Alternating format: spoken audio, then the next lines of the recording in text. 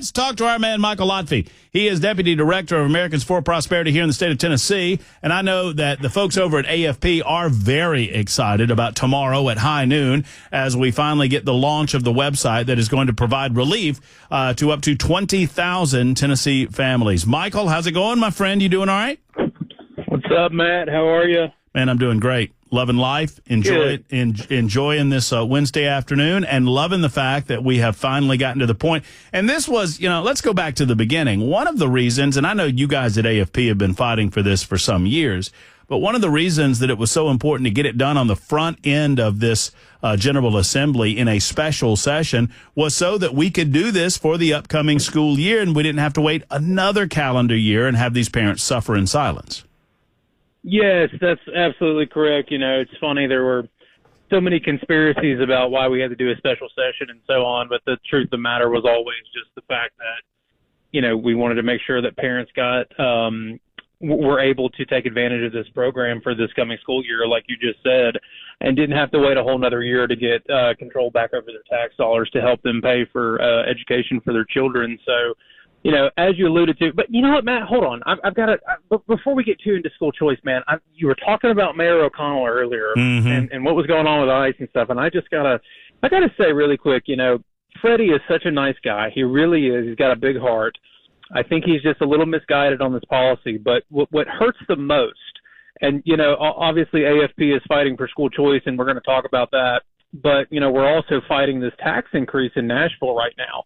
Mayor's trying to raise property taxes, and I just think it is absolutely asinine that they're now giving taxpayer dollars to this community fund to help, the families of these illegal immigrants who are here, and all the while raising property taxes. It's like, where are your priorities, man? And Freddie's a nice guy, like I said. I just disagree with him on this policy position that he has.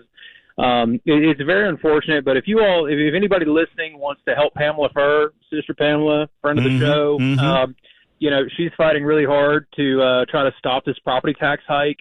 And, Mayor O'Connell, came out the other day and basically, demeaned anybody who was against this property tax hike, saying that we weren't for safe streets and so on. And it's like, it was disgusting. Man, come on. It was just, I was sitting in the speech when he said it, and it was disgusting. And then he comes on my show later on that afternoon and denied that he said it.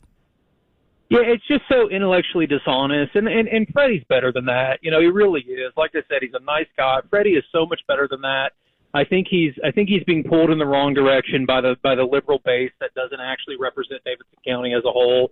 And Freddie's better than that. I mean, he knows better than especially to call conservatives, not for, public safety and so on. It's just a matter of priority and where you're spending your money, man. And he knows that. And for him to be directing taxpayer dollars towards illegal immigrants right now, all while raising property taxes, it's just ridiculous. So if anybody wants to help Pamela stop this tax hike that's coming down the pipeline, find her on Facebook. All you have to do is search Pamela Furr. You'll find her on Facebook. Reach out to her, and she needs volunteers. She needs help, and let's get Nashville's priorities straight. And Freddie's better than this. Come on now. But back to school choice. Well, and I will say one thing about what you just said, Michael. There is a slim, and I understand that it's a slim possibility that we can convince the Metro Council and the mayor that they will face ramifications and repercussions at the ballot box if they initiate a 27% property tax increase on top of the 34% increase that happened just 4 years ago. And you've got to show up in order to do that. You've got to, and we'll have the dates. Yeah. Absolutely. It's crazy, Matt. He's in the same speech, he's talking about wanting to make it more affordable for Nashvillians to live. Well, I think the first thing you do is not raise property taxes on them. You know? That's right. I mean, come on now. But so back to school choice. Yeah. So tomorrow is the big day. If you're a parent or grandparent listening to my voice right now, you want your kids out of public schools, you're not happy with them, or you're already in private schools and you need help paying for them. We now officially have school choice in Tennessee. The website launches at 12 p.m. Central tomorrow for you to get in queue. So basically, this is very important. I want everyone to understand this. When you log in, so what you're going to do is you're going to go to, well, what I would do right now is I would go to tneducationfreedom.com. That's tneducationfreedom.com.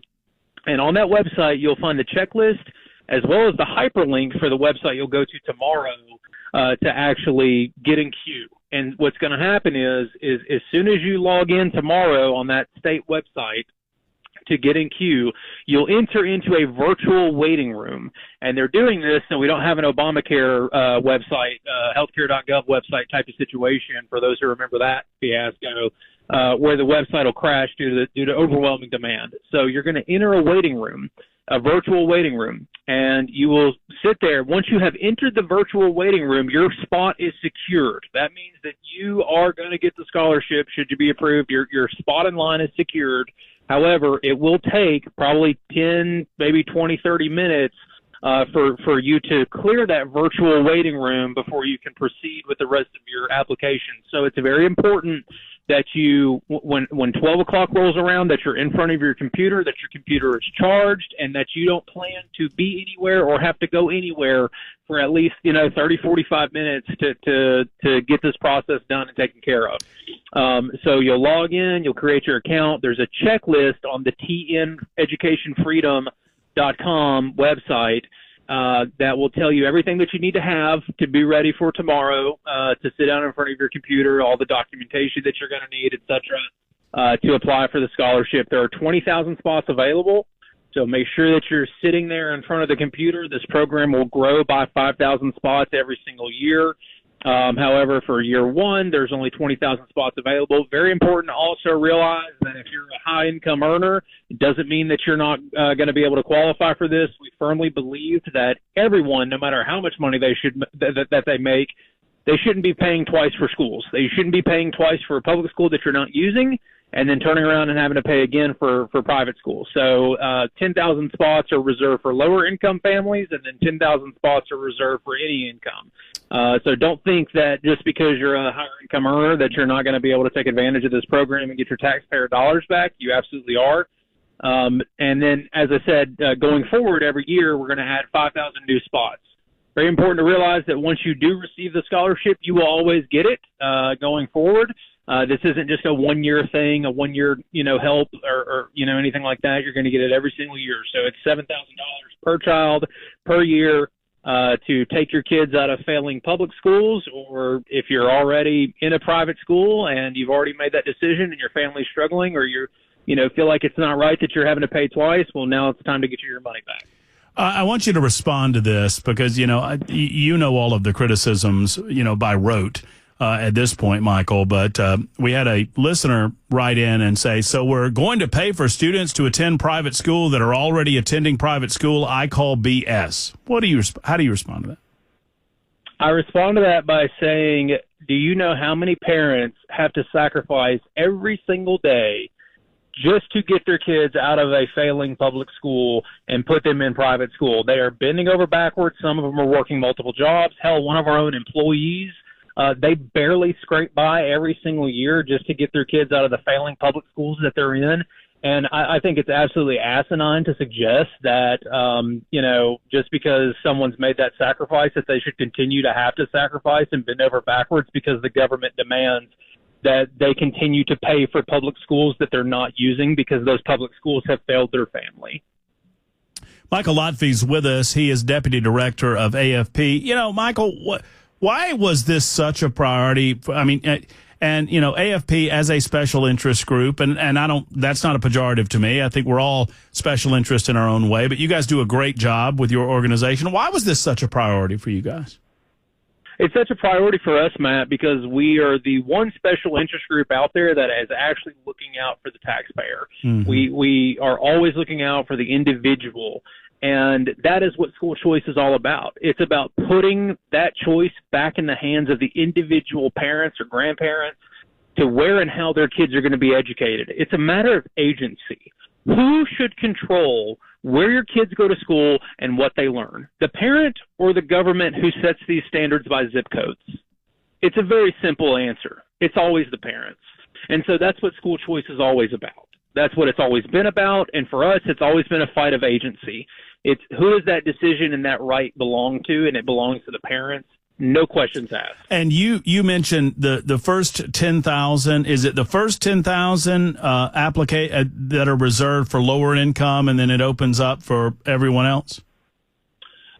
So there are 10,000 spots available for lower income families, and then there are 10,000 spots available for income of any family. Right. You know, Right. we were going to do it just it's open to anybody regardless of how much money you make, but we did want to prioritize lower income first. So 10,000 will go to lower income first, and then 10,000 open to anybody. And then as next year rolls around and we add every year that the 5,000 new spots are added every single year, those are for any income level. You know, we don't believe in class warfare, especially as Republicans, as conservatives. We don't believe in class warfare.